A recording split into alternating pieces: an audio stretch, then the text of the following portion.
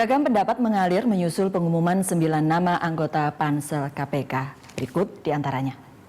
Ada dari Pak Ahmad Syafi'i Ma'arif, saya berpikir positif. Tunggu saja kinerjanya. Mudah-mudahan berani menentang arus. Siapa tahu Serikandi ini betul kinerjanya. Kalau kinerja mereka bagus, maka akan dipuji dan bangsa ini akan berterima kasih. Berikutnya adalah pandangan dari Abdullah Heha Mahua, mantan penasehat KPK. Ini sebelum bulan Mei disebutkan anggota Pansel nanti memiliki kualitas pribadi, integritas, dan track record mereka beda-beda tipis dengan malaikat. Wow. Kemudian ada dari Fahri Hamzah yang sudah disebut Bang Don tadi ya Bang.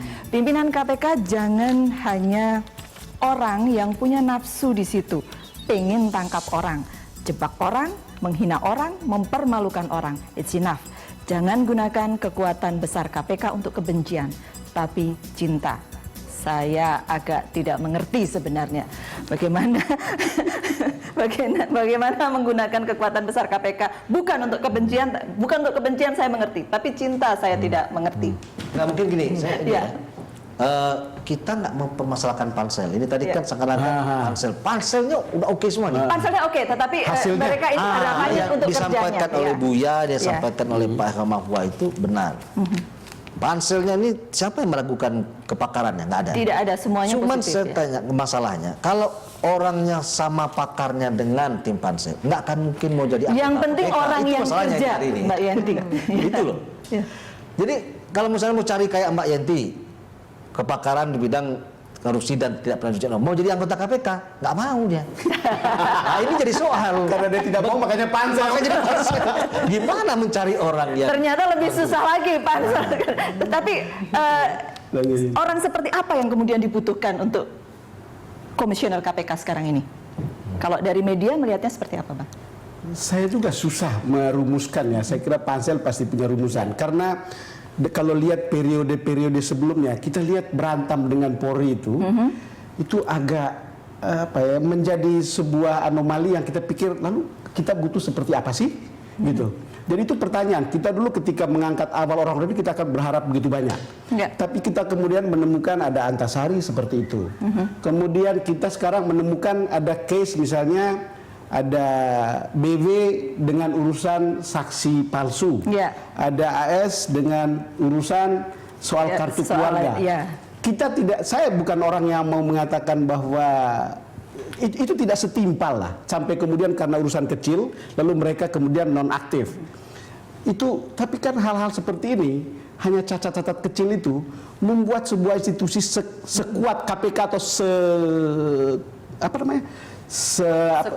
sekokoh KPK jadi kemudian kayak down karena hal-hal seperti ini.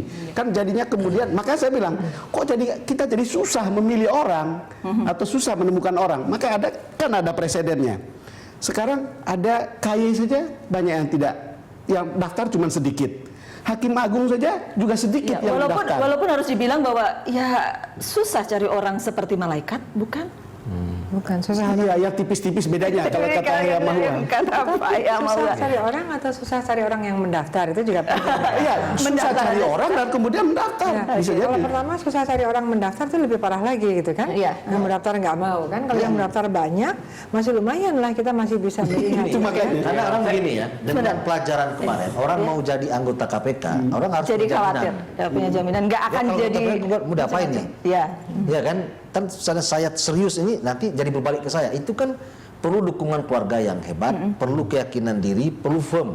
Dia pikir siap untuk diapa-apakan. Kan mencari orang begitu sulit pada hari ini. Karena orang dengan usia seperti itu tidak bisa seperti kertas putih. Iya. Ya saya kira kalau saya sih ditip sama Bu Yanti dan teman-teman di Pansel nih, jangan mengulangi kesalahan Kosmos dulu. Dia mau bikin tim sepak bola, dia pilih kiper terbaik, bek kanan terbaik dunia, bek kiri terbaik. Tidak bisa kerja sama.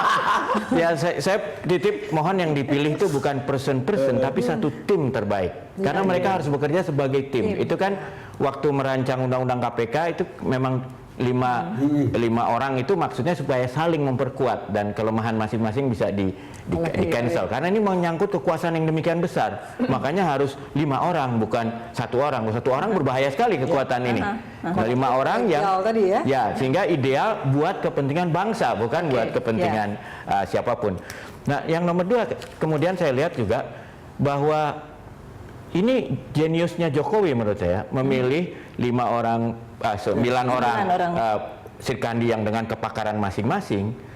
Pasti Bu Yanti dan kawan-kawan nih ketika memilih dan terpilih merasa itu anaknya kan. Kalau dikuyo-kuyo wah pasti akan membela ya, dan mereka memang punya kemampuan membela yang sangat besar karena masing-masing adalah pakar di bidangnya. Ibu Yanti di bidang pencucian uang, ada Ibu Harkristuti ya di bidang HAM, ada masih mereka merasa ini anak-anak saya harus bela. Bayinya yang harus dibela. Mbak Yanti, tapi secara pribadi saja pandangan Mbak Yanti tentang pimpinan KPK, calon pimpinan KPK yang nanti. Ya, calon pimpinan KPK ya pasti nomor 1 ya yang akan mengganggu belum pernah terlibat atau tidak pernah terlibat masalah korupsi. Saya pikir gitu.